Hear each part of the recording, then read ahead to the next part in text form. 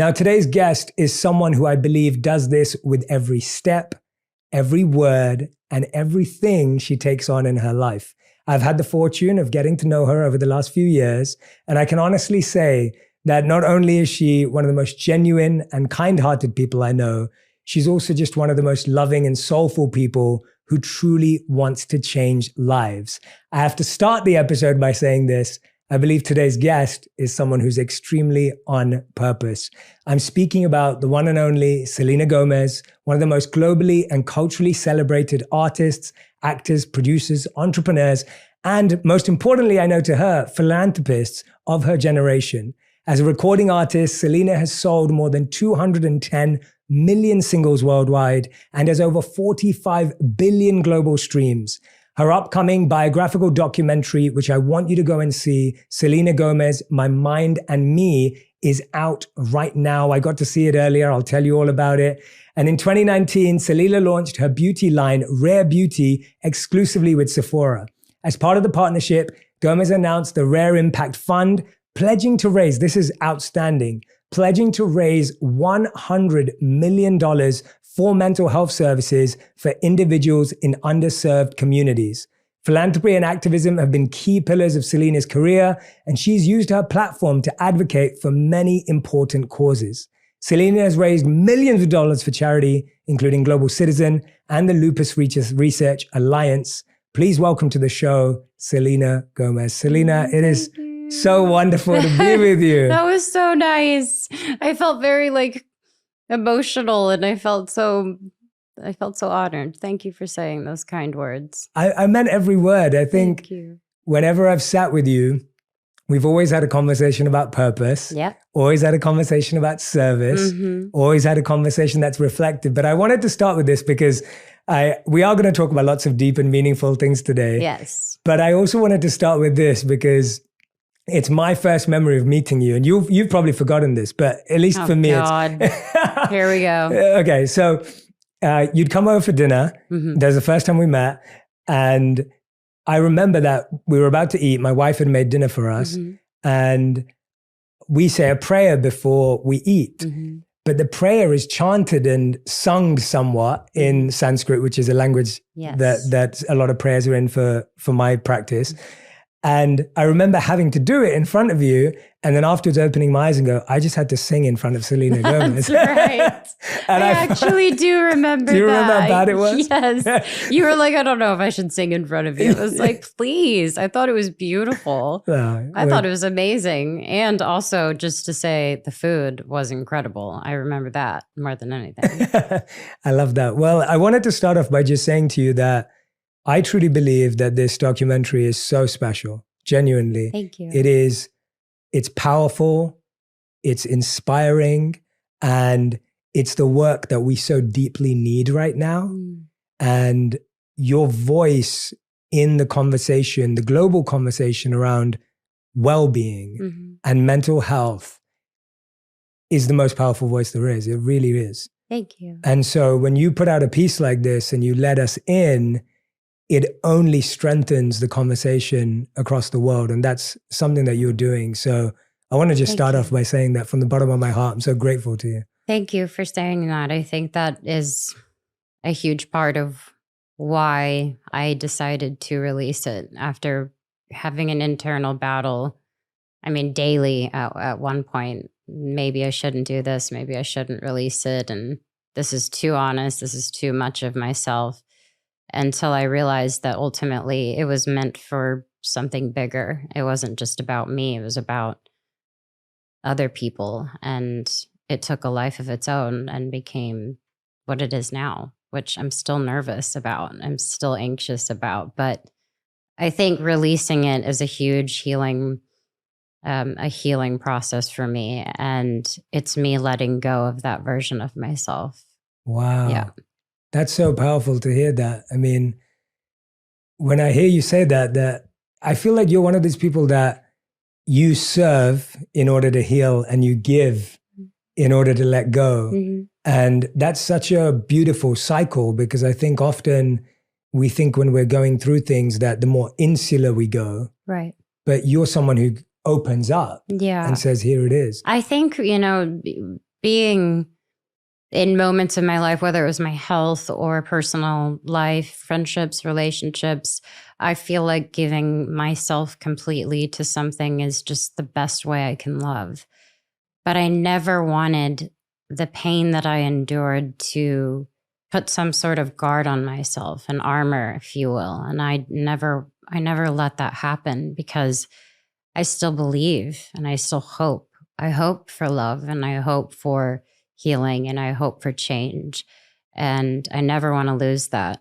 Of course, there are days where I feel so far away, but I would rather continue to get my heart broken than to not feel at all.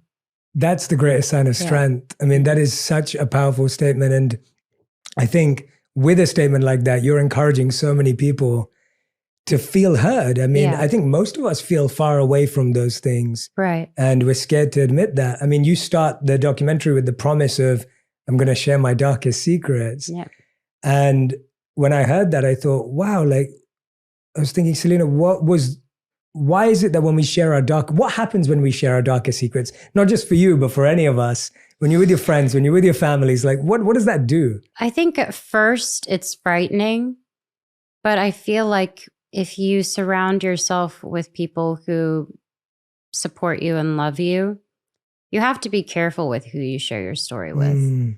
I think that can be dangerous.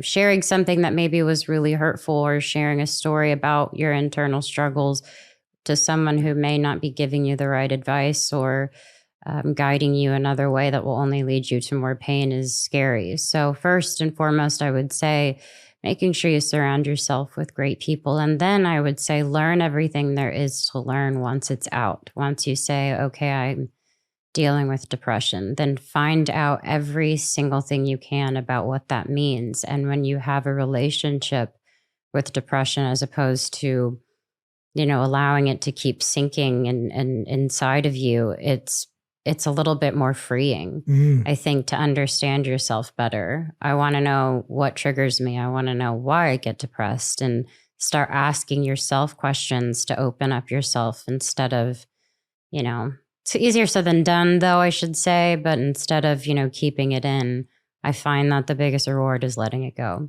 Yeah, I think there's that statement in the documentary that says, you said your mom would always say, if you're afraid of something, learn more about it, and then your fear will go away, or something according to those. She definitely did that when I was younger. I lived in Texas, and we were huge with the tornado scene. That was what was happening, and I was terrified. So I would bring like a cross, and I'd bring like a big pillow, and I'd lay in my bathtub, because that's what I Googled is supposedly going to help. And my mom would just kind of smile at me, and the next day, I remember she got me a bunch of books, and it was all about thunderstorms and different clouds and formations and all this stuff. And she just told me, she's like, it's not that scary, it's especially when you know that it's just a part of the world. And I guess they are still scary, but now I understand what happens. And but I love how you're applying that to depression. You're applying that to different things in your life. I completely agree with, my favorite thing that I say in the documentary is that I have bipolar. I learn how to live with it, and I just have made it my friend, because that's truly what it can be to me now. Yeah. And tell us about that process of when you first discover something like that. Like you said, it's easier said than done. The voices are so loud. There's so much inner judgment. Yeah. Our inner critic is so painful to live with. And now when you're saying, I'm trying to work on making it a friend, which is a beautiful transition. Tell us a bit about that journey of inner critic to inner friend.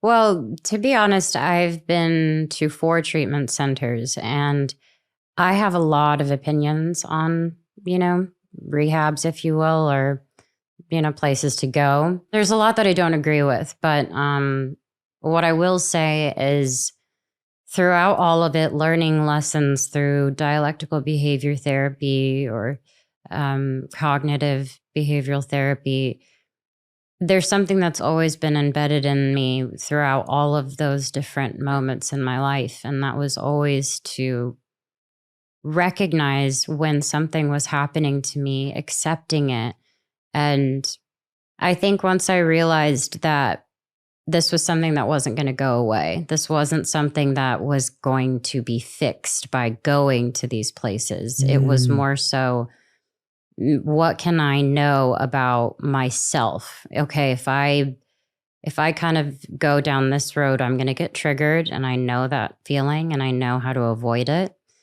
However, I go to therapy. I also have, medication that I fully am on, that I believe in full-heartedly, and it helps me stay balanced. But I still have to deal with it. I still have days that are pretty low and moments that I'm just too over the top, and I'm like, I want to buy everyone a house and I want to save the world.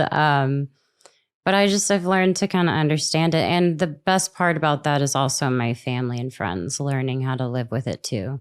They can be great friends to me in that way. And that took a lot of time as well. Yeah, no, these are such, I know that you do so much work in this space, but today when I'm hearing you share all these insights, and they genuinely are insights, they're so powerful, because even you just saying, like, I had to realize that I don't have to fix it, or that it's not going to go away. Like, these things make difficult things livable with. Right. And when we look at the seasons, or we look at the weather, it's like, it's going to rain one day, and it's going to be dark one day, and it's going to be sunny another day. And when you know that, you stop trying to fight it and change it. Yeah. You can accept it, which it sounds, from what I'm hearing from you. Yeah. I mean, it's taken me a long time. It's, that's not 6 years. That's probably 10 years in reality, but it's really been interesting, and I feel better and I feel great now that I can talk about it. Yeah.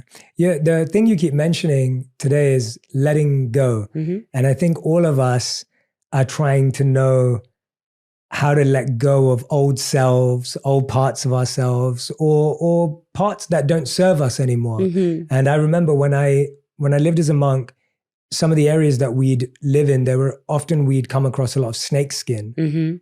And we'd always use snakes as an analogy of how we leave behind. So snakes don't break out. They don't rip their skin off. They slither out. Right. And their skin just kind of like falls away. Yes. And then we would naturally not find snakes, thankfully, and find snake skin. But that analogy always like really resonated with me. The idea that when we're shedding, when we're letting go, it's not a aggressive process. Right. How did you learn to become compassionate and calmer with yourself? Because at first we can really feel like we're trying to break something off. Yeah, I think I tend to blame myself when I can't let something go. I feel maybe something is my fault, or I should have done more of this or less of that. And it starts to become, just like I kind of turn sad.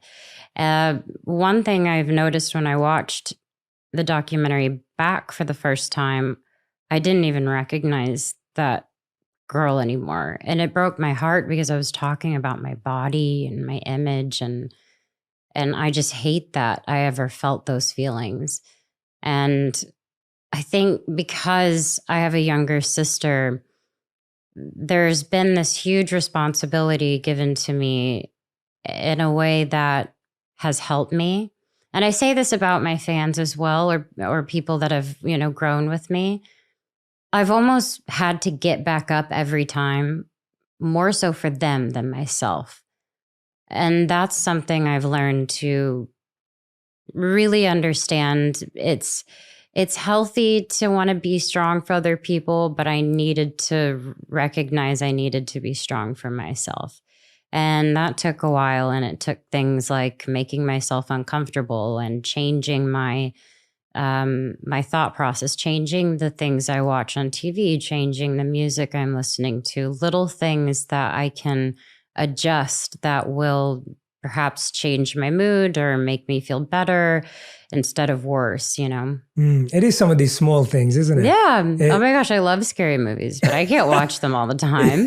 I'm like happy and I'm like, guys, let's watch a scary movie. Everyone's like, why? Why on earth do you want to do that right now? And you're kind of like, oh, yeah, you're right. Do they manage to persuade you? Yeah. most of the time. Yeah. But it was Halloween, so I got my way for a few weeks. You did? Yeah. What did you end up watching? Oh, we watched Halloween. We watched Freddy Krueger, Nightmare on Elm Street. Which one ruins your mood the worst? Like, which one makes it? Oh my goodness, probably like Hereditary, something really dark. Yeah. But it was fun. It was Halloween. We were just celebrating. Yeah, no, I always call it cliffhanger chemicals. Oh yeah. Like, I feel like when we watch things that put us into states of anxiety or stress, we release all these cliffhanger chemicals. Totally. And now you're like, well, why can't I sleep? Yep, like, exactly. Why am I having bad dreams? Yeah, Radhi's like that. So my wife's like that. She can't, she always gets really excited to watch things like that too. I'm like, Radhi, we can't do this because you will not let me sleep for the rest of the night. That's so funny. Yeah. But I think it's really beautiful to hear you say there's these little changes, because I think that's what people feel hardest to change. And I think when I watched the documentary, the greatest challenge you really empathize with is having to do this when every time you're in a car, and then every time you get out the car, there's cameras, there's people, there's opinions, there's, that's something very few people can relate to. But I think what's so brilliant about how the documentary is made is that you really feel like we're living that with you. Yeah. And so you're like, wow, like, even though I can't relate to what Selena's going through, I can understand how it must be really challenging and really stressful. And so what's it like having to deal with all of this that all of us are dealing with too, but you're dealing with it with an added layer of, exposure? Yeah. To be honest, I don't know any different. Yeah. That's what's really scary. Sometimes I think that's really sad. And other times I just think, well, this is what I've been given, and this is the path that I want to continue to walk in. And I know any moment I can, quit and walk away. And, that's just not really how I was raised to be. So maybe if it had happened to me later in life, I would have had a different outcome. But because I was raised in it, I really had to learn the hard way on how to deal with it, on how to not give, if you will, that clickbait that people want. And I mean, I think I do my best to try and eliminate these negative stories or other people illustrating my journey. I interrupt them with my truth, and that's what I will always continue to do. And that's what this documentary does as well. It's going to be me taking control of my story, and no one can change that or say any different. I'm so glad you addressed that, because I've always found that with you, that you always lead with love, even in those areas. And I always am so in admiration of that and in awe of that. Thank because you. I see that whenever there's any narrative, your choice will always be to lead with love and inject love into that. Absolutely. And to recalibrate. When did you find the strength to start taking control of that narrative? Because I think that's an amazing skill that today people need it more than ever. But when did you start developing the confidence around that, needing to do that? I would probably say I started beginning to gain that confidence when I went through a breakup. And that's something that was super public. But all of those things that I'd felt so bad about myself and just so terrible, every day I wanted to debunk those feelings. I wanted to take control over that narrative, because I did feel that way. But the greatest gift I got from all of that was me actually being honest with people, sharing my story, and gaining the confidence to know I am enough. And I actually work really hard at being a good person, and I know I'm a great person. And when people paint these unnecessary stories, it actually gives me pleasure to just combat it with love, like you said, or kindness. I think it's actually fun for me, because it is who I am. I can't waste my time, if I'm to be honest with everyone in this room. I don't want to waste my time being upset or taking in all of the negative things that I hear online. And I don't even hear it. It's just when it gets really bad, other people tell me, and then I see inhumane things happening and people talking negatively about other women, and it just drives me absolutely crazy. And Yeah. I think I'll just always be that kind of person. And I would say I'm grateful for my past because it's made me a lot stronger. Yeah. Well, I want you to know that, you know, we see you for that. Thank you. Like it is, whenever you do that, I am completely mind blown because it requires so much self-assurance. It requires so much commitment to your truth, and then also for everyone else. So thank you so much for leading the way, even in that, like another thing. Like, no, it's so hard to do. It's so easy to be defensive. And you've found, because it's your truth, you found a way of sharing your truth without making it defensive. Of course. That's, you know. I mean, thank you. I don't know if I intentionally do it, but it works really well. So I'm sticking to it. Yeah, stick to it. Don't change it. Yeah. Don't change it. Teach it. Yeah, exactly. Teach it. The new masterclass. Yeah, no, I genuinely mean that. Genuinely mean that. One of the things that comes through in the documentary is we're just getting full access. Like that's what it feels, right? Like full access at all times. And we get to see all of your relationships, and you get to see the relationships that are long-term. You get newer relationships. You get all these different people who are interacting with you, and they're interacting with you in every element. Like we get to see you straight after an interview, straight before an interview. And I could tell there was a time when you feel a bit of angst because you get asked poor questions, right, or like, you know, and I could see that in you. And that really hit me because the reason we set up this conversation, this podcast in the first place, was I was hoping that it would be a place where people like yourself could share your true purpose. Right. And seeing you share on screen just how hard it can be to deal with, just, does it minimize the work you're trying to do? What happens? Tell me what happens when you're asked.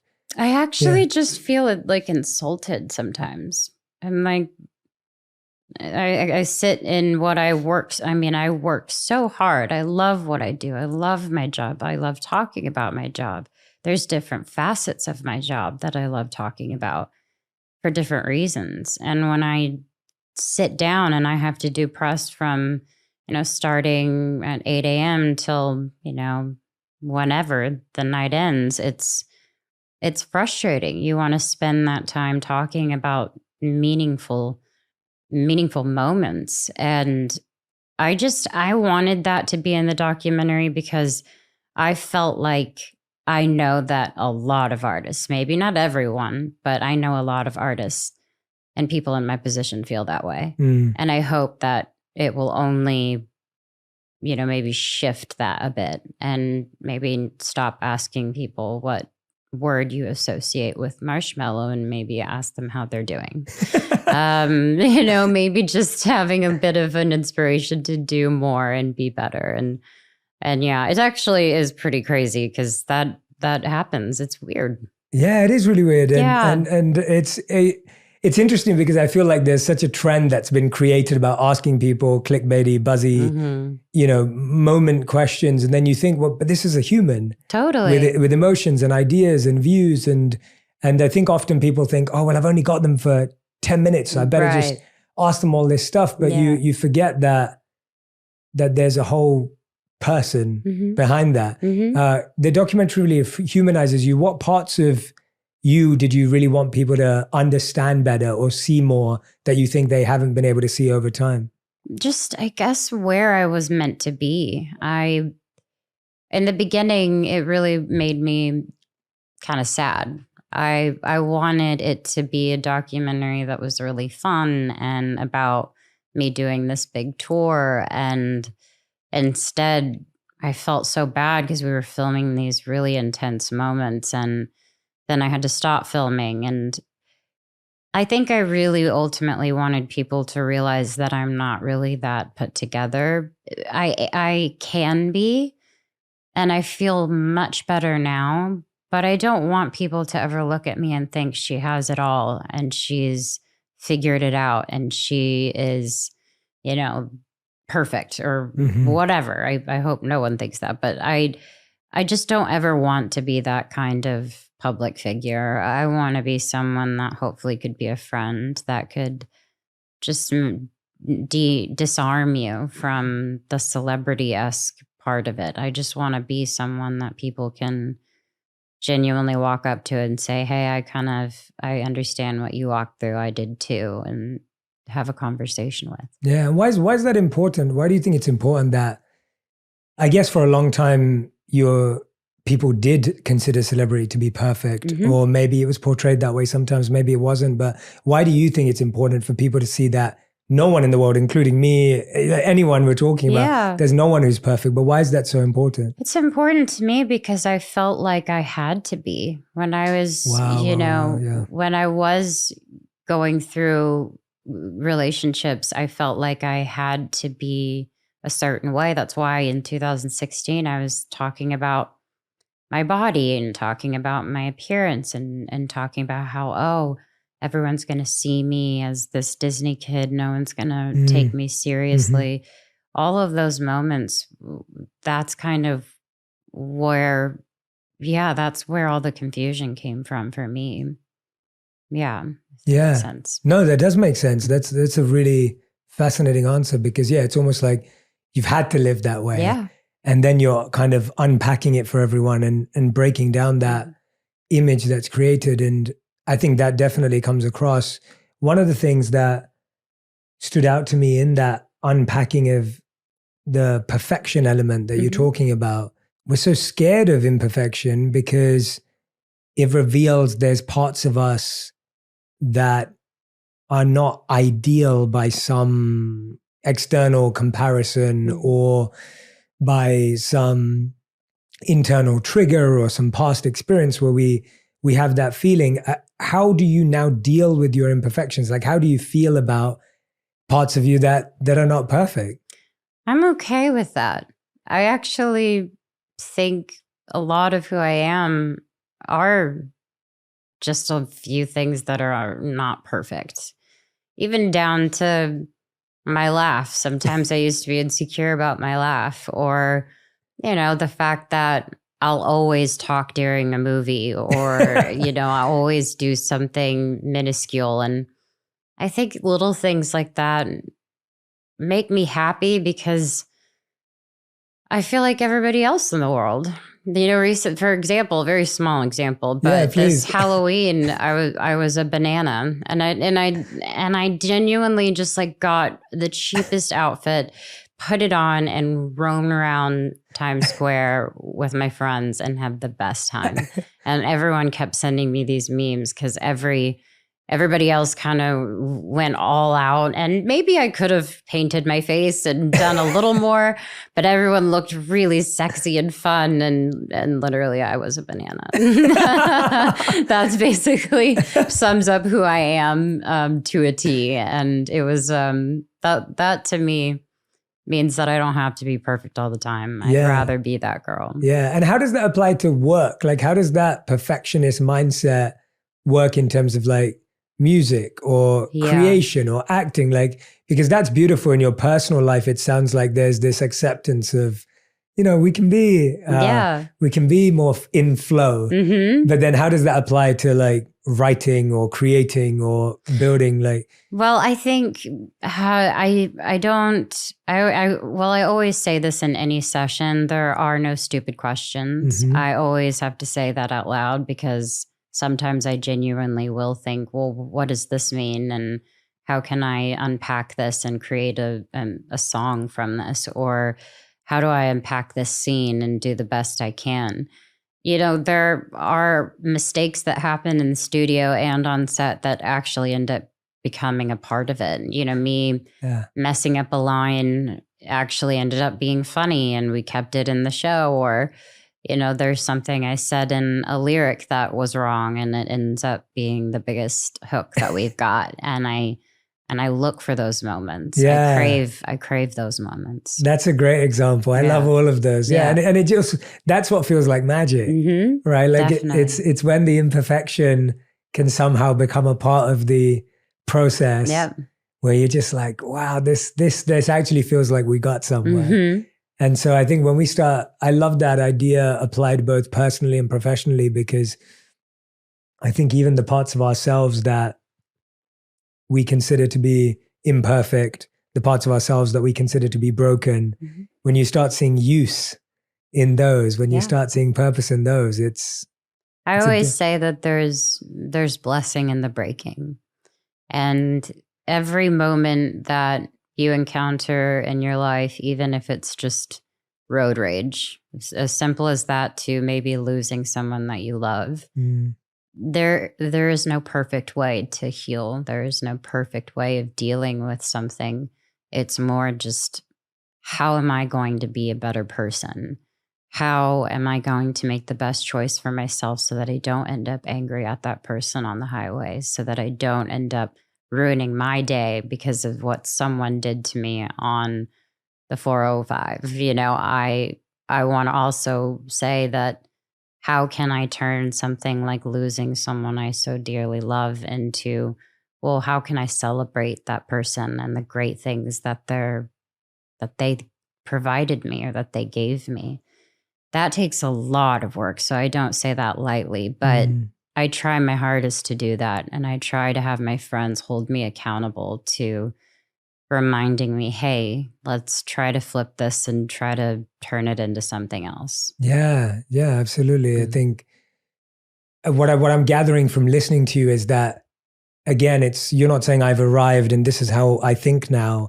You're saying this is what I'm trying to practice. Like this is the approach that I'm mining in my own life. And absolutely, this is practice. Every day is practice. I even said it last night at the premiere. I was saying, I don't have anything figured out. I am definitely not like, I'm sold, I'm good. It's more just, this is a continuation. Yeah. My story's not done, and I can't wait to find out what's going to happen next. And doesn't mean it's going to be easy, and sure there's going to be bumps that happen, but I'm going to learn how to live with them. Yeah. As someone who's so committed to moving forward, what did it feel like going back to like your school and all these old places? I won't give away too many, but in the documentary you go and visit, I people love like, that. What does that do? Well, going home is like, to me, it's untainted territory. Right. It is safe. It is simple and kind. Where I'm from, it is all about, being together, loving each other. I go home and people are like, welcome home, Miss Gomez. They're not, treating me any differently. And I enjoy visiting, what made me who I am. And it always gives me a good sense of like, oh, I hope I can inspire people from where I'm from, because there's not a lot to do where I'm from, but I hope I can inspire just one person to do something bigger than that. Yeah. Was there any particular place that you went back that almost gave you a special feeling, or something surprised you that you're like, oh, I didn't think this was going to be? Yeah. Well, my snow cone place. I loved that place. I would go with my dad all the time and my cousin, and we would get the pickle snow cones with grape in it. And it would just be so yummy and amazing. And it just, brought me back to when it would be so hot in Texas. And I was with my family, and we would just stop there and sit outside for an hour and just talk. And it was just the best. Yeah, I love that. Yeah, that's great to hear. I think there's always, I have this park in my hometown. It's called Broomfield Park, and it's still charming to me, even though I don't think if anyone else went there, they'd find it that charming. They'd be like, okay. I know. But when I go back, I know where I used to go and buy my ice cream from, and where the truck would be. And there's all these special moments that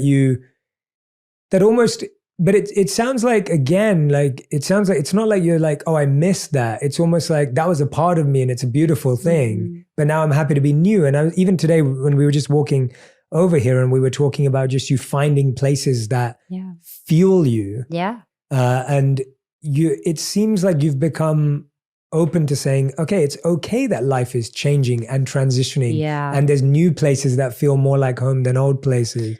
I hate change. I really do. But I felt in the past year, which is it's pretty new. Yeah. I have really, really embraced the uncomfortableness of change. And I think it's because I get so exhausted of the same thing over and over again. And it scares me, but I did learn that my world can be bigger by being in a different destination. I work on my show, Only Murders in the Building. It's in New York where I shoot, and I've never spent more than a week or two in New York, and I'm there for months. And just that alone was an uncomfortable, experience.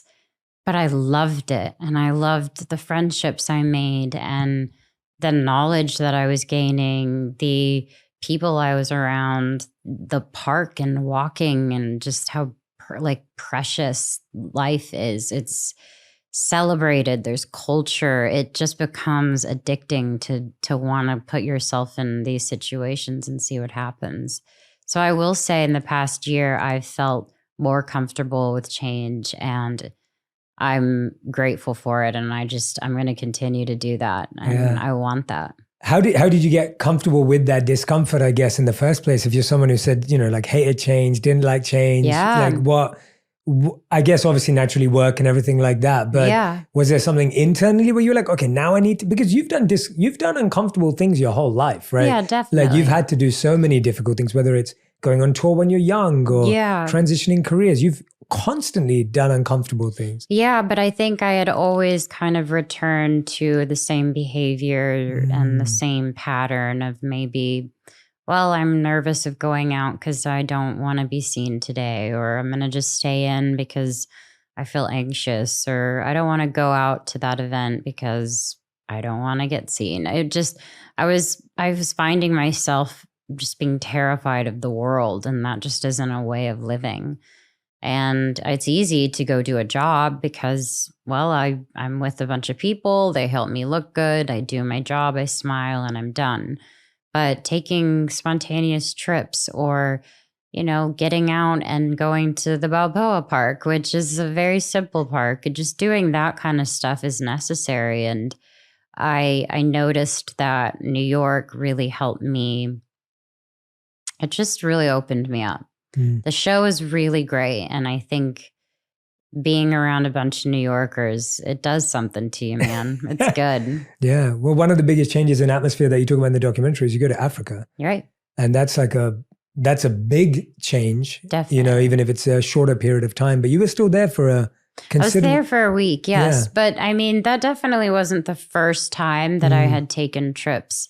In the vein of wanting to go for a mission. And it was one of the most beautiful moments of the film for me, because we actually thought we were just going to make a quick little video about, what we were there to do. And then we fell in love with the people, we fell in love with the story, and we started noticing that everywhere in the world, mental health is very, very real. It's very much something that's affecting everyone. And then you kind of realize that the world it's a small place sometimes, because you're all kind of walking through pain and you're all looking at things in a different way, but ultimately you all want to be happy. And I felt like they inspired me more than I could have done anything for them.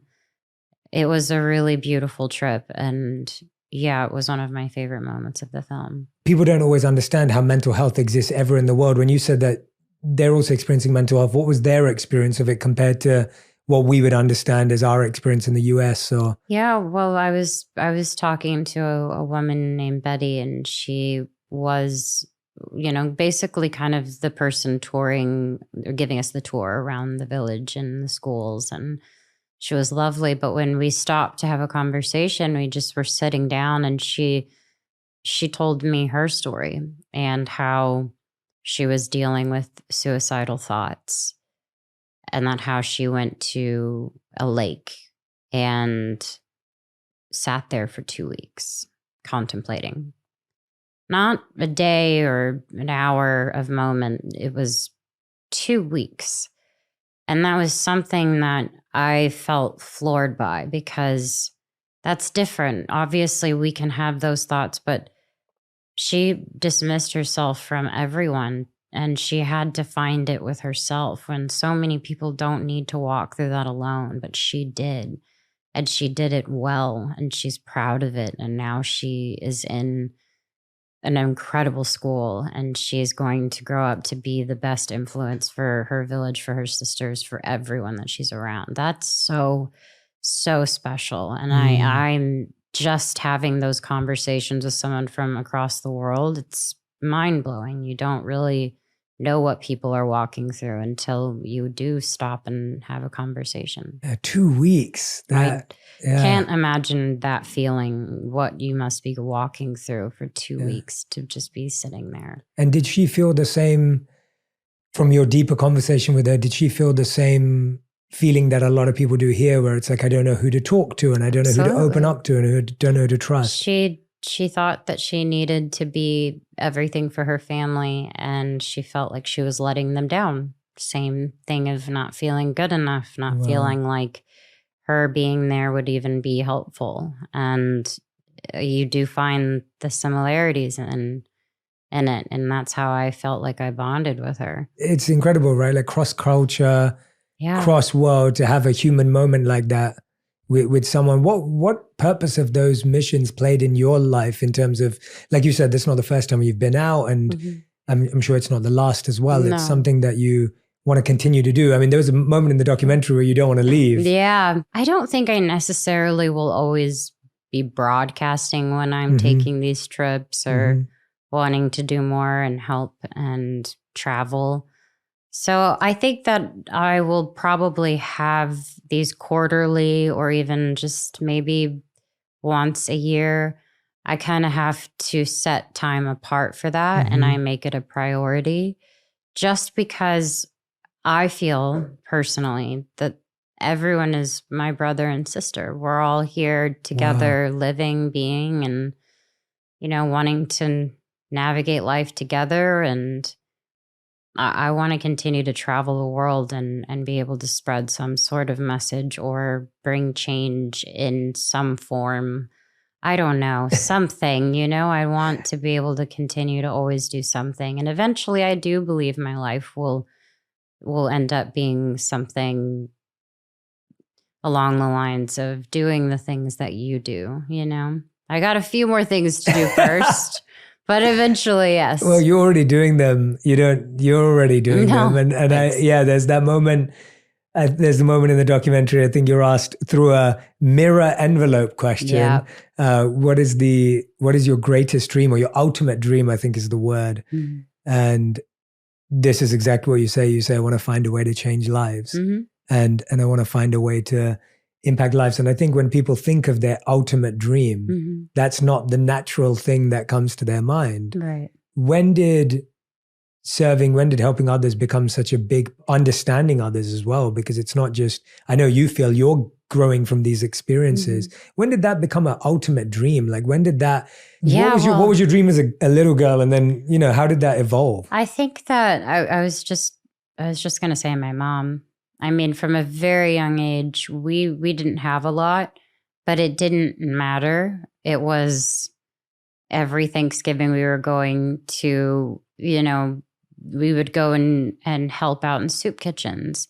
And my mom would talk to me about, why we were there, and explain to me the way of the world. And we would, see really hard things. And Texas, can be very, very conservative. And my mom would just break those barriers for me and explain to me how beautiful people are, and how complicated and complex things are about the world. She never protected me in a way of not showing me the bad things. She showed me everything. And that's what has always been a part of my life. I mean, down to I'd be on set and I'd be talking to the director, and someone would come give me a water. And if my mom noticed that I didn't say thank you, she would just remind me gently in a way that was like, hey, next time be aware and be thankful. And it's kind of like, oh yeah, you're right. Sorry, mom, but you're right. You got to be aware of people, and you have to be aware of what people are walking through. Yeah. I mean, that's such a, yeah, no. And it's such a, I think that's such a beautiful message to anyone who is growing up with a little bit more in terms of anyone who's grown up, even, everyone goes through so many difficult things, but I felt the same when I first went to India. I was around 9 years old when I first went to India. Wow. And I remember we didn't have a lot growing up, but we were still traveling to India. We were in a car and you look out the window and you see kids your age. I remember, just seeing tons of kids my age on the streets and just, it was just, yeah, it just made me aware that there was a whole other world out there of experience that I only learned about later on. Yeah. But I couldn't agree with you more that when you feel like you're a part, even a small part of the solution, the problem starts to feel more within reach. Right. And I feel like sometimes when we push the problem away or we try and keep it out of sight, it just feels bigger and harder and more difficult. Absolutely. Yeah. Ignoring it is not fun. I've done that before. It just, you end up coping in ways that you never thought that you would. And you end up feeling disappointed because you don't want to ever feel like you're doing the wrong thing. I believe that everyone deep down knows what's right and what's wrong.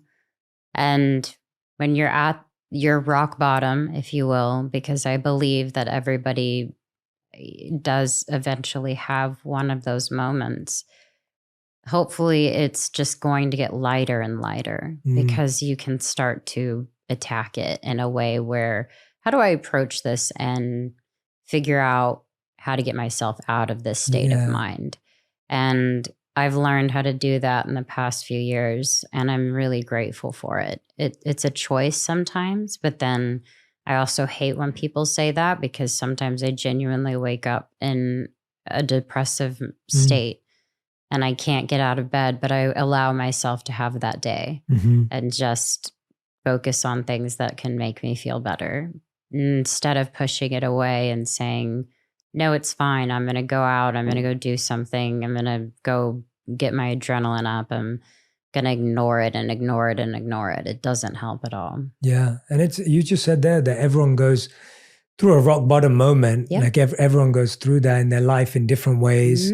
How have you become more mindful of your fears and rock bottoms? Because I think often we ask people like, I look at your life and I think you've gone through so many difficult things, and how do you deal with fears now? Because we all still have fears, we all still have worries, but I feel like you've found a way to become mindful of those things and become a bit more prepared for them. Well, thank you. Yeah. I think maybe you are seeing a good side of me because I have the hardest time doing it.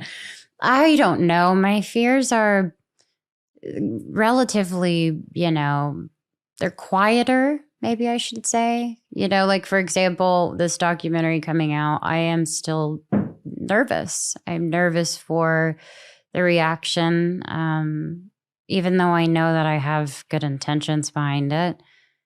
I think that I just have to understand that my fears are only going to continue to show me what I'm capable of. The more that I face my fears, the more that I feel I'm gaining strength, I'm gaining wisdom, and I just want to keep doing that. And I just hope to get better, hope to get smarter, I hope to become stronger and be a great person. Yeah, that's a phenomenal answer. And I don't think I'm seeing a good side of you, Selena. And I'm like, I guess so. I think, I don't think it's a good side because I don't believe you have a bad side. Oh, you're very sweet. But I think it's your truth that we're seeing. It's the essence of us. Yeah. That I'm trying to see in you and myself, in anyone around me, anyone I meet, whoever you bump into. It's like when you see someone's essence, that essence is pure and is genuine and is like strong and powerful and capable, and everything else is not a side of us. It's just stuff that covers us up. You're right. Right? Like, doesn't it feel that way? Like, you're absolutely right. Yeah. Like, I feel like I don't have a I don't have a side of me that I don't like. I have stuff that's covering over who I really am. Exactly. And it's how do you navigate controlling those things and taking control of yourself. Yeah. And I love what you just said about how confronting your fears is what gives you a sense of confidence and strength. Mm-hmm. Because when you get through something tough, it does. It feels incredible. I mean, walking through all of those moments that I'm, sharing with everybody else, it is really great. I mean, it's so sad to watch, but I would not be who I am. Of course, it's such a cliche if it wasn't for that. But facing your fears and tackling them, it's the only way to get through them, I feel. Yeah, you said intention is so important there. And I think that anyone who's in the public eye, sometimes all you have is your intention because you can't control anything else. Yeah. What role has intention played in your life? And then with this work, more clearly, what is your intention for everyone who's going to watch it? Like, what is your hope and wish for the different people that will see it? But first of all, what role has intention played in your life, especially as things have continued to grow? I think maybe in the past 5 years, I felt like projects I was a part of, even endorsements, something like that, the intention behind me being a part of anything needed to be good. If I got a lot of money, I'm just being super transparent, from doing this line for a t-shirt, and I'm just making this up, there's a huge part of me that actually feels uncomfortable with the whole idea. And that's just me. I have to think, okay, thank you, but I need to figure out how this is also not going to be just about me. Mm-hmm. It's going to be about everyone that's involved in this. How can I turn it into, hey, we're going to do some percentages to this, and this is how we're going to do the deal. I then feel more comfortable stepping into a situation and accepting it. But I've never based my decisions on what will get me to the top quicker, what will make me number one, what will I break records. All of those things to me are just bonuses. They're just great. If it happens that way, but that's never been my intention. And some people in my position would think that's kind of stupid. It's the whole point of doing it is to break these records, is to do all that stuff. But for me, and I think the reason why I am who I am is because just enough is what I am. I think that I just want to be enough. And that doesn't have to be me killing myself trying to be number one at something. Or striving to be number one for something. It's exhausting. Yeah. How do you define being just enough now? Like, what is that evolved? And I'm sure it will change, and I'm sure it will grow. But right now, what is that? I feel open. I feel ready for relationships and change. I will be shooting season 3, so I'll be in New York for quite a bit, and I can't wait to see what will happen and all the people I'll meet and all the people I get to spend time with again, like Steve and Marty, and it'll be fun. Yeah, I love that. Well, Selena, this has been such a beautiful conversation, and the good thing is we don't have to end it here, but we get to invite we get a very special guest who's joining us today, a very special gift for my audience here and our community and everyone who's listening and watching. We get to have your mom on the show, which is amazing. It's really fun. So I am so excited about this, because to be able to talk to you both about the incredible work you're doing together, her incredible lessons that she shared with you over time that you spoke about so beautifully today. And I got to talk to her before we started recording as well, and just hearing about how innovative and creative she is. Yeah. I mean, it's amazing. So if you're okay with it, I'd love to I would love it. Bring out your mom. Please. Mandy, over in a second. So we will go and grab her. Yeah, let's amazing. do it. Mandy! I went in there with the guys. Oh, no, sorry. So we're so excited to have you here, Mandy. This is amazing. This is really special. When I heard that I was going to have this opportunity, I think it's always interesting hearing about someone's journey through someone else's lens, especially your mom. Like, who else in the world? And now my mom's going to be upset that I haven't had her on the podcast. You haven't had your mom I haven't. yet? So now I feel the pressure. Oh, that you she have has to to. be the next. I'll have her on I'll make my podcast. I'll just make one There we and go. then have her on there. I love it. I Yeah. love it. But I was going to say, it was just so beautiful in the documentary, and even just now hearing what Selena had to say about the amazing impact you've had on her, hearing about you going to the soup kitchens when Selena was younger. In the documentary, as I said before, hearing about how you always encouraged her to learn about things that scared her, and that would help her. I mean, these are really, I hope you feel extremely proud of this incredible human being. Of course. And just, from an outsider's point of view, just how incredible it is to see someone sharing their truth with so much bravery, so much courage, and impacting the lives and saving the lives of millions of people across the world. And I'm sure you feel a big part of that. So, I mean, honestly, I always hope to be a role model, as in the sense that I was honest about everything with her and who I was and as a person, because I feel like sometimes if parents project a perfection, then their kids feel like they have to like live up to that or achieve more, and I just wanted her to always know I'm a person. I'm going to mess up. And I was 16, so I was even more of a lost person. So I'm kind of surprised she came out as great as she did, to be honest. But yes, I'm very proud of her. And, I played a little role in it. And then she's like navigated herself into a wonderful adult. And there's been ups and downs, but it's just been an honor to be her mother. well, what does that feel like? I mean, that's a whole another experience, having a child at 16. I mean, that's a very, challenging, stressful thing for yourself to go through.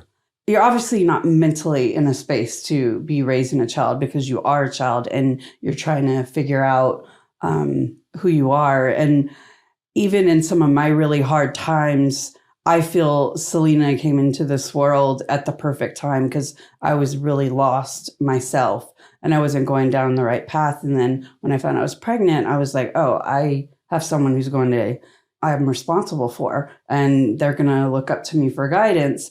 And even at a young age, that hit me, and I'm thankful that hit me and that I did allow that pressure to make sure that I was trying to do everything right for her. But that was a moment that when you're 16 in that phase, you're trying to figure out your path in life.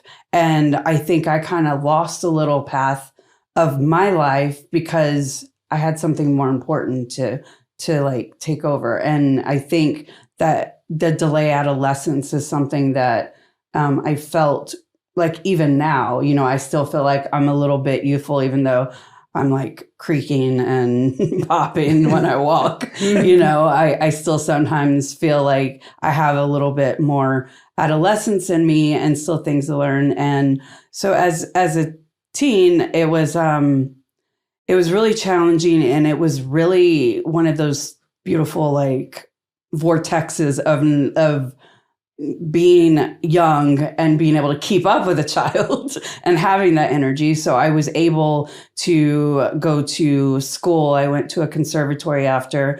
So I would take her to school, and when she started kindergarten, and then I would go to school, and then I would go to work, and then I'd come home and do her homework and put her to bed, then do my homework and do it all over. And I think about that now, and I'm like, no way. Like, no way. I'm like, I have a hard time getting up for my little one now. So it was like I was way too young then I'm like way too old now. No, stop. No, but you know what I mean? It was just like, where was the sweet spot? I just kind of skimmed by it and, accepted the challenge. No, that's incredible. Moms are amazing. I don't know how moms do it. Moms across the world, my mom included, just unbelievable resilience, unbelievable found tolerance. That sounds like such an incredible journey. And, as you were telling me earlier, you haven't yet managed to watch the documentary. Right. You've seen parts, but you haven't been able to bring yourself to actually watch it. Tell us about what that feels like and how hard that is.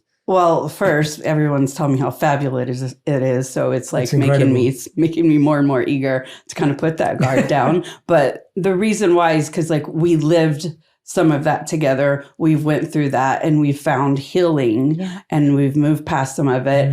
And even if it's something that she went through and I didn't know she went through it, it's as a mother, it's going to affect me of like, oh, it's going to hurt my stomach. It's going to put me in that mindset. And I'm going to wish I could go and protect her.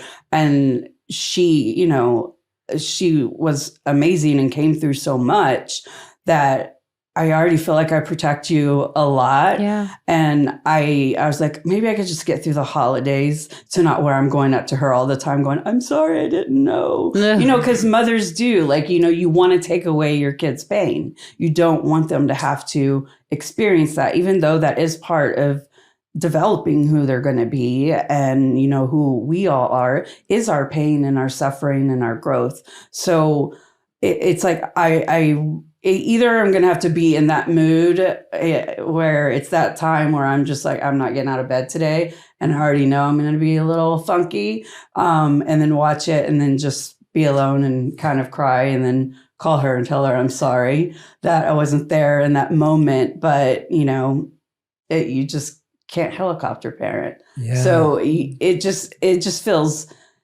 like her first breakup she ever had, I cried. Yeah. I was like, oh, 13. They're both hurting. They're both hurting. These poor kids. I wish I could take their pain like away. Our date was like a chaperone us to like the movies. Like they didn't make it. I love that. So a mom's heart though. That's a mom's heart. Like unless you're a mom, you don't, you know, it's hard to fully understand. Like just everything you just said there of like, wow, like we've already lived through that. We've healed through that. To revisit that again, that's painful. To feel a sense of guilt that I wasn't there for someone in a certain way. I didn't know what they were going through. That carries a certain guilt. I mean, Selena, hearing that from your mom, like, what does it feel like when she's like, she hasn't been able to watch it because of all of this? How does that feel for you? Well, it's not far off. I've only seen it twice. Wow. And I've premiered it a few times for people and I've stepped away from watching it. Yeah. I think I relate to my mom because some of those moments were really hard. And it's not so much, if you don't mind me like saying this, it's not you not being there. It was me not letting you be there. Mm-hmm. That was the hardest part. Mm-hmm. And it was also not letting most of my people, like my family, in because I was in so much pain and I was walking through all these things. And in a way, I am glad that I walked through some of it alone because it made me who I am. But at the same time, it breaks my heart to know that I had to walk through that when I didn't need to do it alone. Mm. So it's very much, I relate to her. I understand why she feels that way for sure. And I get it. So, yeah. It's wonderful hearing both your perspectives on it because I think it, again, just you being here, Mandy, and I'm so grateful that you genuinely are here because it just grounds this back into we're not watching a TV show, right? Like I think Alec did such a great job with it because I even though I'm not Selena's mother, it's like I can feel what you're saying through the way the story's told. But I think often when we watch things like this, we're like, oh yeah, that's a TV show. It's not someone's life. And then when I'm sitting all of a sudden with you, I'm like, oh no, but this is real life. Like this is someone's actual life and emotions, and that, you know, that having your voice in this conversation is so useful for that. Well, I mean, I look at like kind of when we're going to the premiere last night. I had a moment before where I was crying. I'm like, I'm going to need to cry and just get it over with, even though I was just there to support her and I didn't watch the film. The power and the fear, which I always call fear, the false existence appearing real. And so like the fear is like, everyone is seeing you in your darkest moment and that it's out there for the world to judge. And they will judge it however they will, because even, you know, again, not seeing the documentary, I hear it's very real and raw and honest and open. To do something like that, it's for me, I cry out of fear of like how you were feeling and like how I could protect you. And then I was like, I know that the little bit I did in the interview, I was down a week afterwards because it did put me back in that place, even though we weren't there. And I blacked out the minute, Alex said action, and he was so nice about it. And my lovely friend, dear friend, Emily, who does my hair and makeup, she was back there going, and she was all crying. And then she's like, I didn't know. And I'm like, well, now everyone's going to know. And there's something beautiful to that because you're exposing a lot, and that can be fearful, but you're also giving a lot if that's how you look at it. And so I think it can make those dark moments really beautiful. Yeah. Well, I think that's something you as a family seem to have definitely embodied, the idea of using your pain to serve others, figuring out a way to make sure that these stories are not just told in silos, but they help other people feel connected. And, with what you're doing with Wondermind, like, tell us a bit about the mission behind why you founded that and why you brought that to life, because I feel it comes from the same place of like, we're going through these things personally, but we also know this is a collective global challenge. And so we want to be a part of supporting those communities. When I was really young, and I was about 7 years old, I did have my first and only suicide attempt. Wow. However you say it. And it didn't happen. 7 years old. 7 years old. And I think that traces back the time of always not feeling like nothing around me made sense in my world. And it was just like, I felt like I was, and nothing bad was happening. It's just like, this seems wrong to me. This seems wrong to me. I seem wrong. Like, how do I fix this?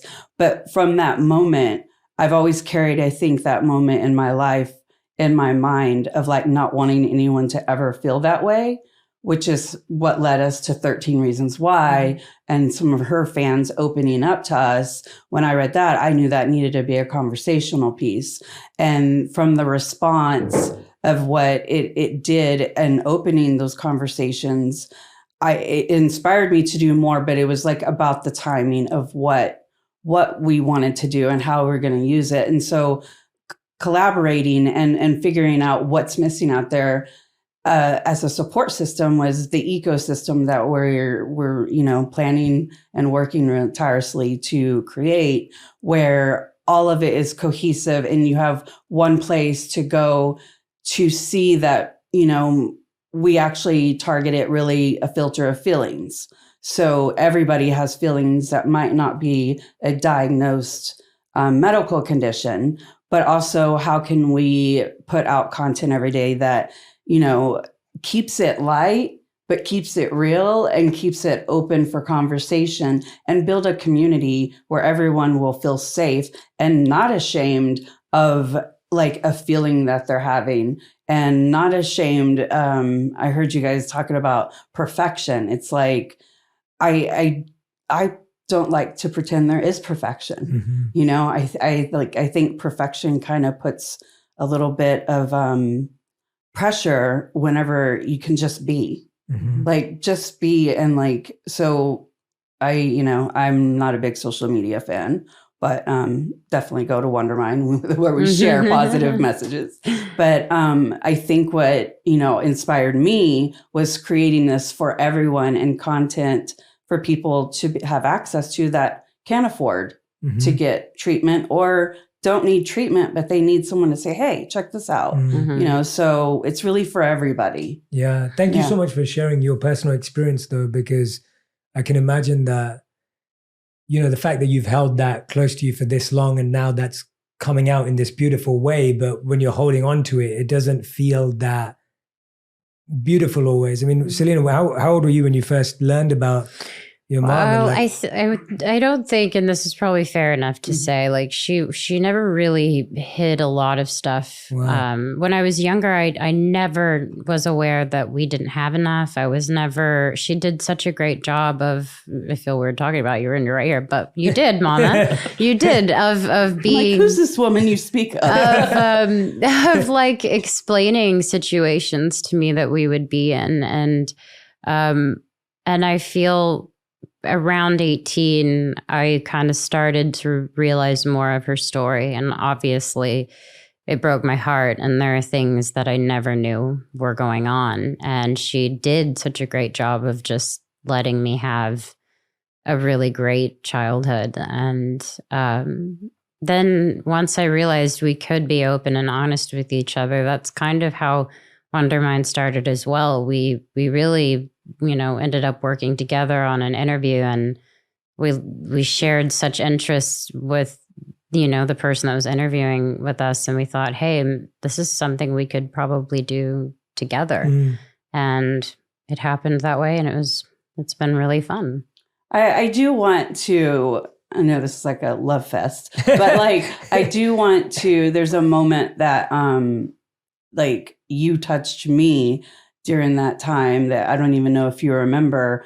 I remember I was doing that, going to school, going to work, trying to get her out of the neighborhood I grew up in and try to give her a better life. And this was pre her doing anything besides directing films with kids on the street. Yep. But she wasn't doing anything professionally. I was sitting in front of a mirror and I was trying to get ready, and I just started crying. And I was crying and I was crying, and she come up behind me, and she was so young, and she like started playing with my hair, and then she's like, "What's wrong?" And I said, "I just don't know why I'm doing what I'm doing." And she goes, "You'll figure it out. Just keep going." Mm-hmm. And it was like, I was like, she's already smarter than me. So it was like a really good, like strong moment. Yeah. Like you don't ever want to, I think being vulnerable in front of her allows, the vulnerability to, be welcomed. Yeah, absolutely. Yeah, I think that's so true. As we're growing up, it's like we often look at our parents as perfect unless they let us in. Yeah. Or by the time you figure out that they're not. And it's interesting that you're saying that at least you felt you were just always open and honest with what you were going through. And with your own challenges and your own struggles, when you're going through your own stuff and you're watching your child go through their stuff, like what's going through a mother's mind in that situation? Like how are you dealing with your own stresses and pains and trying to be there? And often, as Selena said and you said, children don't want their parents involved at a certain time, right? Like I can relate to that completely. Like I think, I listened to everything my parents said up until I was 13 years old. And then from like 13 to 25, I didn't want to hear from them. And then after 25, I was like, oh, you guys were the best. Like, you're right. You're right about everything. And you go through that journey. So, when your child doesn't want your help, when your child is not allowing you in, like what goes through a parent's mind, especially when they're going through their own work themselves? I just needed more therapy and a feeling, and you feel, because I want to use this term lightly, like you feel like you failed in some capacity.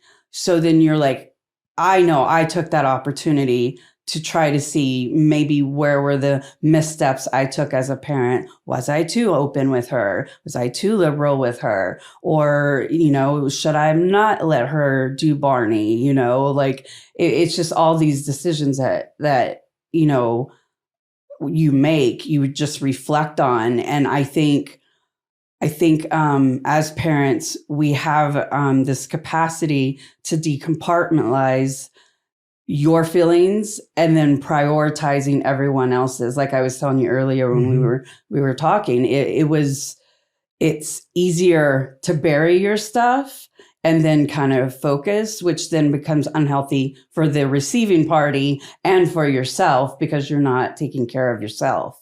So I went through it. A lot of days didn't get out of bed. There was just like a lot of crying, a lot of therapy. And I had a therapist because I had a miscarriage during the madness. And I had this therapist who gave me the best advice ever. She's like, I need you to leave your house once a day and go to the movies, buy a ticket. I don't care if you watch it, but every day you need receipts that you left your house. And so I would like walk through the mall, just like crying, being lost and, not knowing what to do. And I would buy stuff and I'd have to go and take it to her in each session. And I didn't even ask her the purpose. I was like, she's just trying to get me to get out of the house. And then I realized the whole, like after about 6 weeks of doing that, I started feeling more comfortable with being even more vulnerable because I'm crying and I know the world's going to be okay and nobody's judging me. People are asking me, hey, are you okay? That kind of thing. And, I was just like, no. And then, you just keep walking. But like that judgment that everybody's afraid of, it showed me that, because I was mad that I failed as a mother, and this is in my eyes, not like I failed as Selena's mother, and then my body hurt my other baby. So I was like angry at myself completely. Wow. And I needed to see that, the world's alive and there is forgiveness and I can still find happiness for myself, because I was just like, being a mom was something, and the only thing I really knew to do since the age of 15. So when that's gone, you're just like, I'm supposed to have hobbies that don't entail my child. I'm supposed to do things, So it was a lot of growing, and it's hard when you're in it, but when you get out of it, it's fantastic. Yeah. It really is. It's just, you feel lighter and you feel like more hopeful, and that then when you have that next opportunity or that next, downtrodden moment, you're going to get out of it. It's like, all right, I just got to get through this, just got to figure it out, got to vibe through it. And then it will pass. Yeah. So I think, you were talking about rock bottom a little bit earlier. Mm-hmm. Yeah, definitely hitting rock bottom. It does. It feels like you're breaking through. What's really refreshing hearing both of you together is just, I feel like this is going to heal a lot of parent-children relationships, like listening to you both today, because I'm just thinking so often we think our thoughts to ourselves and we never share them with the people that those thoughts are about. Yeah. So, I'm sure there's so many children out there who their thoughts are like, I wish my parents did this better and my parents could have done this. And those are valid thoughts.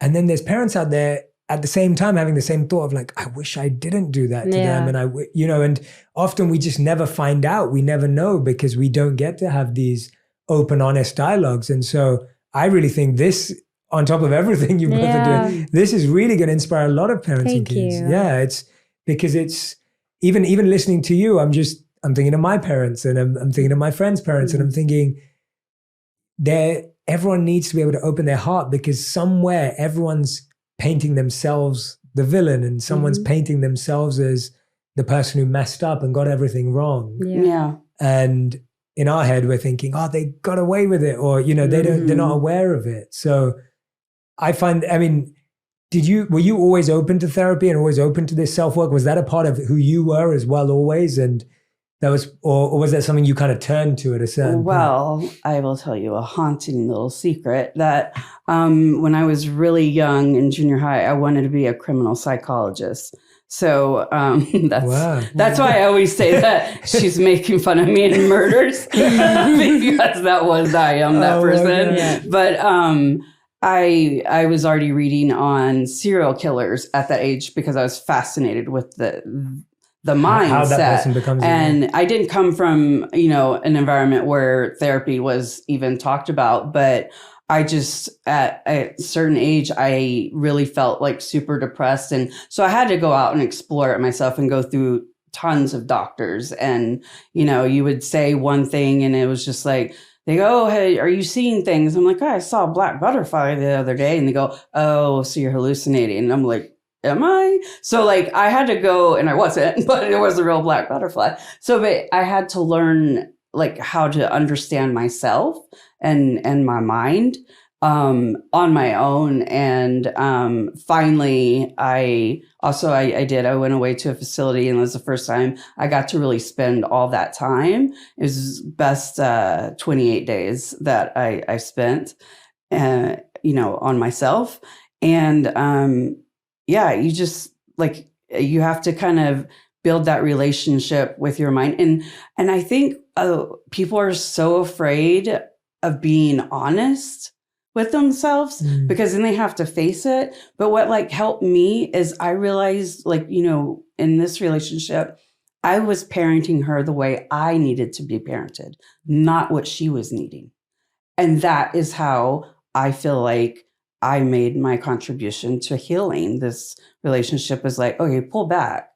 I need to know her and her needs, not like be the mama bear, even though I still haven't lost that completely. Mm-mm. But like, sometimes I just need to listen and not fix it. Mhm. And so that was the biggest thing. I think I really went on a little tailspin there, but No, like that was the not at all. biggest thing that I learned through, that whole time that we were separated. It was like seeing who I was and how other people see me. And I do that every day. I'll say something. I'm like, okay, how did that come off to someone else? Because I have ADHD. So I'm quick to like spurt out whatever's in my brain. And then I'm like, they really didn't need to know that, but it's out there in the world now. The self work in this room is amazing. Yeah, the amount of like self reflection and self awareness in this room is really strong. This is very powerful stuff. No, and you did not get lost on a tangent at all. I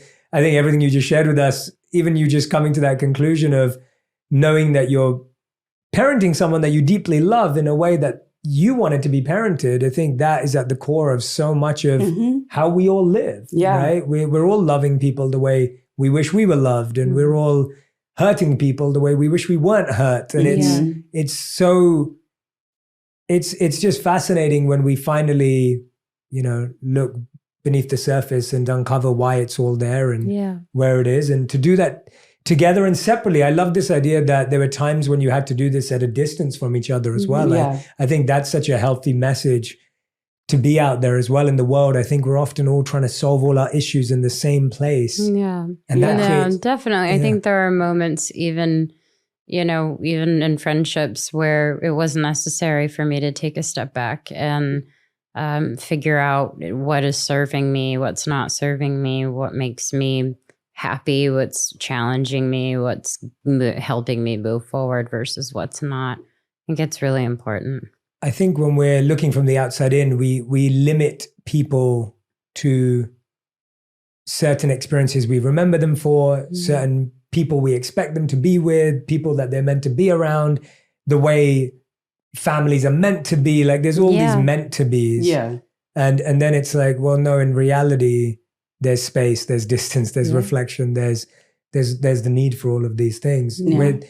With the work that you were talking about earlier with me as well, in terms of how you're now taking these messages on screen, which you're sharing, which I know is such a big part of the work. And I feel so excited about that. Like that fills me with the greatest amount of joy, knowing that we're going to see better representation of mental health on screen. I think that's huge. Where did you start to realize that from 13 Reasons Why, as we spoke about earlier, like where did you start to realize that was so important for people to see that representation on screen? Well, I think it comes back to not wanting people to feel like I did at 7 years old. It's like, I'm so open, like with, I'm bipolar or I have ADHD, I was misdiagnosed for a while. So like, I was always so open with it. And, even in a town where they're so accepting in certain capacities, it's still like, well, she's not stable. And I even would joke and go, yeah, I'm crazy. I'm crazy. And I was like, not supporting myself in that. And I didn't want anybody to feel that way. So, during 13 Reasons Why, we worked tirelessly, the entire team, to make sure we were executing the whole point of it, in that, we're losing teens every day to suicide, and it's horrible and unnecessary. And, how can we as adults, and that's why it was so important, I think, for me and Selena to go out and talk about it so parents would watch it together, and once that got the reaction it got, I heard different opinions, and I wanted to hear everyone, whether they thought it was a bad idea, a great idea, it touched them, it offended them. Like I really listened to everything and all the, data. And I've always been someone who enjoyed storytelling. And so I I like to tell stories. And if I can, show, and like I was telling you earlier, I like using Silver Linings Playbook because they're bipolar, but they're having a life, they're having a relationship. And as it may come with challenges, every relationship comes with challenges. Mm-hmm. It's not just a mental issue that someone has that causes those challenges. We're all people. And if we just learn to understand each other, there'll be less fear of it. Mm-hmm. And then people will get more treatment and there'll just be more happiness. And I know sometimes I feel like I'm being like, the world's going to be happy, kind of like that. But, and again, like my adolescence, that's still there. Mm-hmm. But I that's what inspires me is to, I scared off people by talking about myself in a negative way. Mm. And by, not sharing enough. So it's like, or sharing too much. So then it's like navigating that and like, like I mentioned, like One Who Flew Over the Cuckoo's Nest and Girl Interrupted, favorite films, love them. But that's not the reality Selena or I live in every day. Mm-hmm. I have been in a facility but it was not like what's being portrayed. It was a beautiful experience and made me a better person for it. So it just like media loves to, tell all of the bad stuff. It's like we could use it as like educational without preachy. And so like, let's just tell stories of real people dealing with mental health issues in different capacities and show that that you're all right. Yeah. You're going to make it. Yeah. It's like, and you just need to give yourself that permission. Mm-hmm. And then once you give yourself that permission, you're going to come out a happier person. I embrace my ADHD. Like I really do. Oh, We have a lot of fun together. Well, I think this is painting a beautiful picture of just how like we always want growth to be this perfect line. Right. We expect growth in families individually to just look like, oh, we're just all growing at the same time. And isn't this beautiful? And it's like, well, no, growth is not that way. Right. Yeah. And growth is being patient when my daughter wants to grow this way and I'm trying to figure this out, or I'm going to be patient while my mom pivots and shifts. And that's what growth is. Growth is being patient with each other, and growth is holding space and being okay when we're not being the nicest people to each other. Like, there's so much more to growth. And so I want to thank you both for displaying that and sharing that with us today. Yeah. No, thank you. Because it's it's special seeing it from this perspective for sure. Rather than either or. We end every On Purpose episode with a final 5, which I'm going to ask to both of you. Okay. So you'll do one question at a time each. Okay. And these are 1 word to 1 sentence maximum. Great. They are not questions like what's your favorite color, I promise. Okay. That's fine. They're all thoughtful questions, Okay. as you would expect, Selena. Okay, so question number 1 is, what is the best advice you've ever received or heard when it comes to mental health?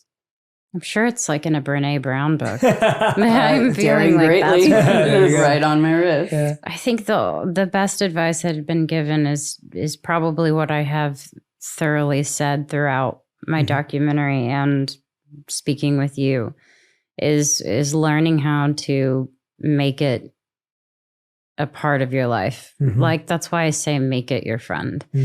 Because I think you have to understand why, and sometimes you may not always know why.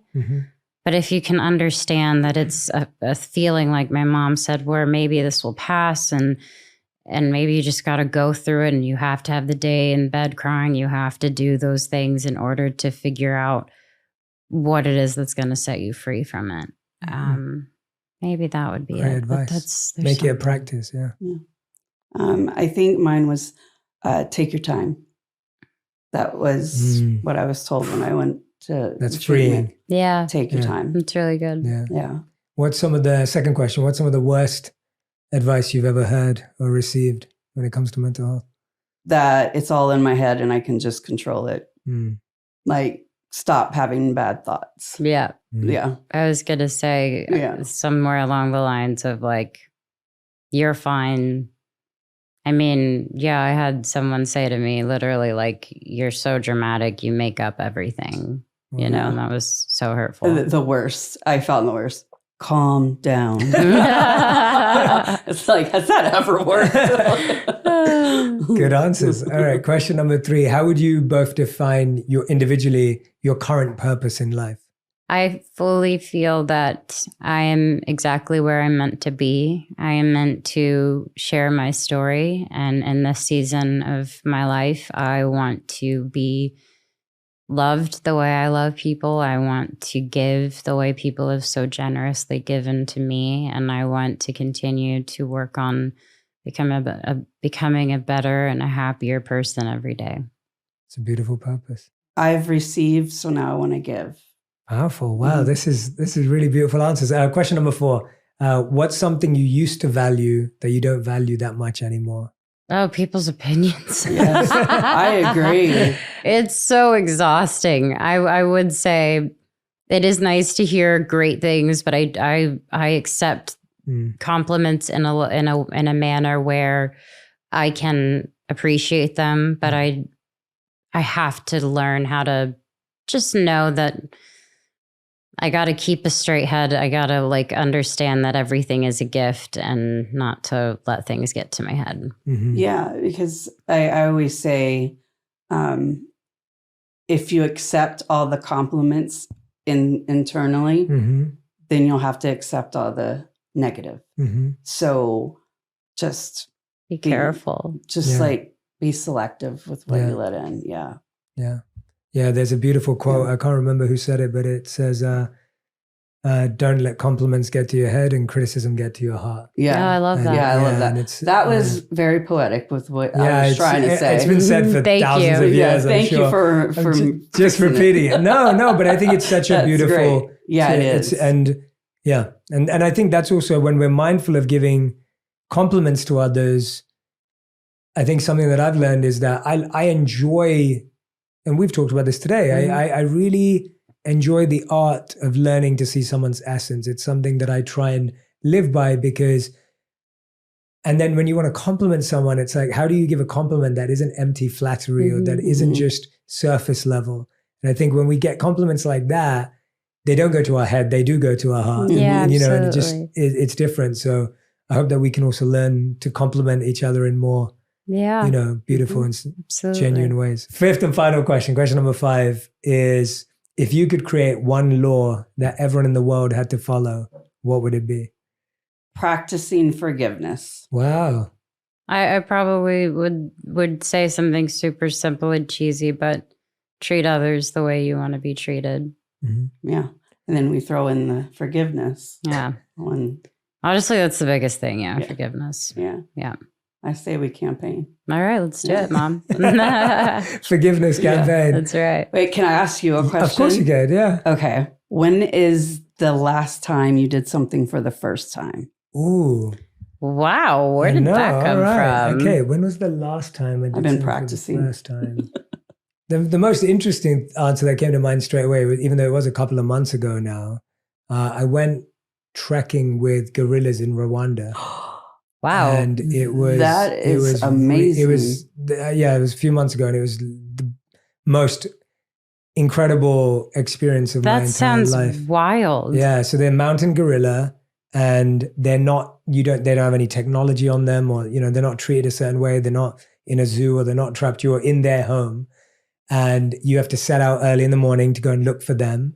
And the people that are doing these tours, they know where they usually are, so they take you in that direction. Oh my God. So beautiful. And then you finally discover this family of gorillas. And I thought I'd see one or two. I wasn't skeptical, but I was kind of like, who knows? Right.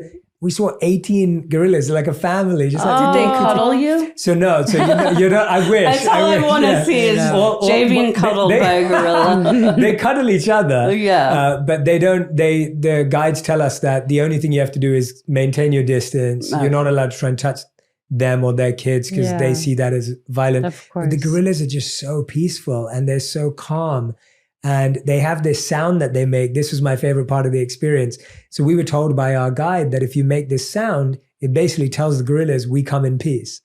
And so this sound is, So you have to make that sound, and the gorillas make it back to you. No, that's They so literally cute. do that, or they'll do it to you as they come closer, just to let you know, hey, we're not trying to harm you. We're just going to walk past you. That's I love that. It cute. was really special. So that was the most recent memory of something. Well, like that's that. a hell of a one. Yeah, so yeah. I know. yeah. I was like, oh Yeah, my so, god, I'm yeah. all All over chapstick. forgiveness. Yeah. And he's like, yes, I was hanging out. This was with this that was was beautiful. No, it was, yeah. it was really truly special. It was it was just being with another creature, Mm-hmm. that another form of life that is uninterested in you. Yeah. It's very humbling in a good way. It's Definitely. just like, Yeah, wow, this for form of sure. life doesn't even care that I exist. We're like staring at it, We're like, taking "Woo," pictures, yeah. and the gorilla's just like, yeah, whatever. So, Yeah, like, okay, that's a man. good question. I mean, Yeah. that's